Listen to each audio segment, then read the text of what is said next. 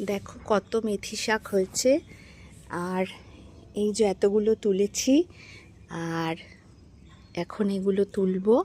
তো আজকে ছুটি আছে, তো সেই কারণের জন্য মেথি শাক ভাজা খাবো। আর আমার খুব ফেভারিট, খুব ভালো লাগে মেথি শাক খেতে। তো সেই কারণের জন্য সময় করে তোলা হয় না, তো আজকে তুলে নিচ্ছি। বেশ অনেকগুলোই হয়েছে, আমাদের একবেলার জন্য ভালোই হয়ে যাবে। এই দেখো কত, এই দেখো। আর ওই পাশটায় দূরে একটু লাল শাক হয়েছে, কিন্তু ওইগুলো বেশি বাড়েনি, তো সেইগুলো। আর পালং শাকও খুব ছোট্ট ছোট্ট হয়েছে। আর মেথি শাকগুলো বেশ বড় বড় হয়েছে। আর ওই পাশটা ধনে পাতা আছে, ওটাও খাওয়া যাবে একদিন।